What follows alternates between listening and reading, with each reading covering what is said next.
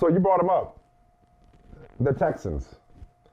Again, another fan base that they deserve this after what they've been through. So I remember I had a television executive, a prominent television executive. We were talking about the Texans. We were talking about, I forgot what the subject was, why the Texans came up. But in a dismissive way, the executive said, nobody cares about the Texans. And this is when they were winning under O'Brien. They're the Saturday wild card game. As in, like, they're the team that, that goes first on Saturday, the less marquee team. Sure enough, they went first on Saturday, probably for the last time in a long time. Just given what DeMeco Ryans and C.J. Stroud and Nick Caserio, what they're constructing there. That organization has been through hell and back. That community has been through hell and back. Some of it self-inflicted on the part of the organization, but, if we're being completely honest. But, like, you think about it. They get, much like the city of Cleveland, they get the Oilers taken from them. Okay, the Oilers moved to Tennessee, to move to Nashville. They get the Texans back. They struggle. They eventually start to be competitive. They have a little run there where they win in the division, but they don't really do anything in the playoffs, and then it all comes crashing down. Whether it's trading DeAndre Hopkins, whether it's Deshaun Watson first no longer wanting to play there, and then all the, his situation with the sexual misconduct and sexual assault allegations, and his subsequent trade to the Browns.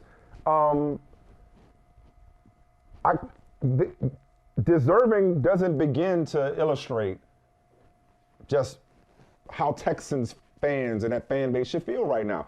And it was so much fun for me to be there and for me to feel that energy at NRG, for me to be there and see, because, and Houston has a place near and dear to my heart. Again, growing up in New Orleans, Houston's a sister city. I got family in Houston. My dad's side of the family is from Beaumont. So I've always had an affection for that community and that fan base. And they've just been through so much crap and been crapped on so much and seen as irrelevant, to where not only are they a great story, like we've been talking about, not only do they have a great foundation, they got a superstar at quarterback. Oh, yes, they do. Yes, they do. Hey, man, let me ask you, let me interrupt you, though. Let me interrupt you for a second. No, you did a great job. No interruption. It's all you. No, because I'm coming back to you. Get ready. Coming back to you. Because I saw the reporting you were able to do. You had a great interview aired on NBC. A great interview with Joe Flacco before the game. So really enjoyed that. Saw your sideline. Hey, back to you guys. Back to you. Doing that thing on site. So since you were there, I'm gonna do a Don Squire, our former boss at the Boston Globe, great sports editor for both of us. Don Squire saying, okay, give me a nugget. Give me a scene. What did you see? Take me there so we can, me and others, so we can hear it, so we can smell it, so we can see it. What did you see? I know you saw something. I know I'm putting you on the spot, but maybe it was something during the game. Maybe it was C.J. Stroud just being unflappable. Maybe it was DeMeco Ryans and how everybody connects to him. Maybe it's the fans. I don't know. Maybe you heard from the fans and just like their excitement level. But because I just know watching it, I was excited for them. Just what you said. Like that's a home game for them. And they're not only are they playing a playoff game at home with a rookie head coach and a rookie quarterback, they're playing against the Browns, the team that they traded Deshaun Watson to. Deshaun Watson is not there on the field for it, in uniform for it. So they're supposedly setting up, look at the poor Texans. They got to move on from Deshaun Watson. They set up Cleveland with a great franchise quarterback, and they got a long way to go. And now, you just look at it, if you're being factual, the Houston Texans are further ahead. They have leapfrogged the Cleveland Browns. They beat them on the field. They're further along as an organization than the Browns. Okay, but what did you see? This isn't like sources or nothing like that. Can I name drop? Because it was cool, kind of cool. Yeah, that's even better. Right. Hey, that's what you're supposed to do. No, I mean, this is more of a fanboy name drop. I can be a fan of this guy, and I'm a fan, and we become friendly. So I was in Houston. I had to get Trill Burgers. I had to see what all the fuss is about with Trill Burgers. I had to go visit my boy Bun B's spot. You know, like me and Bun B have gotten cool, and I had to go down and see what they were talking about when it came to the best burger in America. And when I tell you, it somehow is better than you think it would be, given all the attention in the press and how people talk about it, and the media coverage around Trill Burgers. I've never had a better burger than Trill Burgers, and I'm not blowing smoke. I'm not bullshitting. But anyway, I'm sitting in Trill Burgers. I'm talking to Bun B, who's there all the time, and taking pictures with everybody that comes in, and we're talking. And one of the things he said that I thought was interesting was just like how the Texans are now a destination. And at one point, you had a quarterback who wanted no part of that organization. There was a toxicity within the building.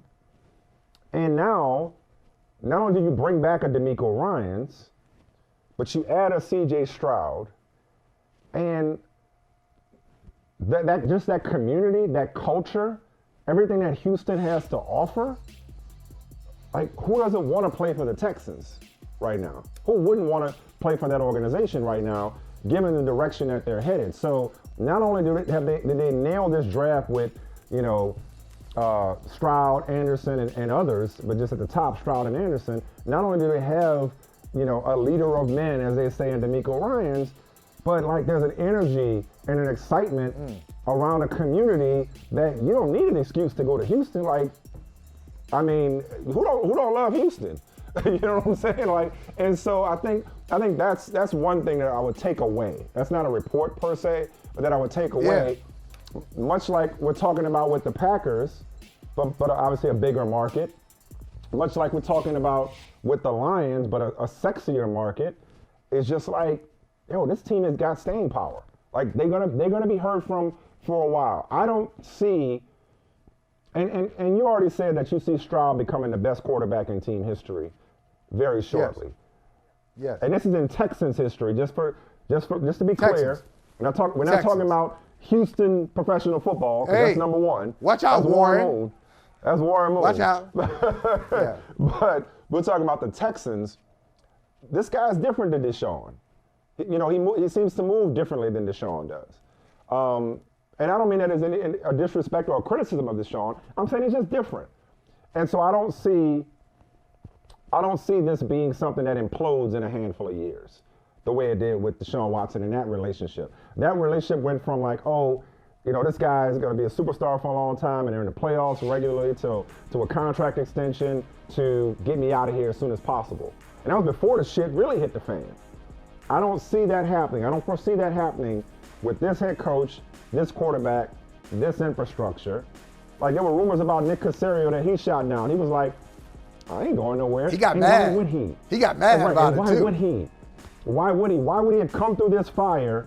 And listen, man, and okay, we talk about taking accountability. Bro, we gave the Texans organization all the smoke for the way they handled David Culley and Lovie Smith. And what we said at the time. And Deshaun Watson. I'll still stand and Deshaun on Watson at times. Early on, from a football standpoint, yes. Yeah. From a football standpoint. But not pulling the trigger. But even not pulling the trigger, earlier, yes. We did. I'm not sitting up and acting like we didn't have criticism for them. But like, and what we said at the time, I will still stand on that. But where they are now, cannot deny what they've done with that organization. That community is on fire. And listen, they got one of them ones. They may not be one win and done. I'll be damned if I write off the Texans in this conference. I mean, you know what, man? Hey, anything can happen. You know what I'll do? With that quarterback? It's very rare that we're able to pull in Cat Williams and apply it to Cat Williams' words to the NFL.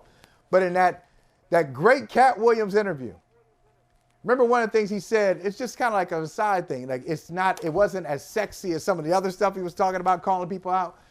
But one of the things he said about going on tour, do you remember this? He said, when I go to a city, I really go in. He said, I go to the strip clubs. You know, man. Like, I go to these different places so I can. Or that's how he pays. That's how he pays tithes. Like he gives money back to the community. Yeah. Right. Yeah. That's how I pay. I love that line. That's how I pay my tithes. You know, in that city. Mm-hmm. Yeah, but there's some truth in that. In that, I will apply what Cat Williams said about going to a different city to some of these organizations that we've talked about. DeMeco Ryans played for the Texans, but he wasn't just a guy who played for the Texans and that's on his resume. He understands the organization. He understands the city. And then I think that's just infectious. I think that hits the rest of the team. Dan Campbell is not from Detroit, and neither is Brad Holmes. They understand the city, and then they gave the city and the franchise what it needed. I think there's something to be said for that. There's some franchise openings there right now, and I know there's some big names that owners and GMs and fans are clamoring for. I would suggest the one thing you should be hoping for and looking for is not just a big name, but that person who understands your city, who understands what your franchise needs and is passionate about delivering that. And I think we've seen that this wild card weekend. And if you've got an opening, I think that's the number one thing you should be looking for. Who understands the assignment and who can execute it? Hey, thank you for watching Brother from Another. If you haven't hit that subscribe button, go ahead and do that now. Don't forget you can catch us 3 to 4 weekdays on PeacockTV.com and on Sirius XM Channel 85.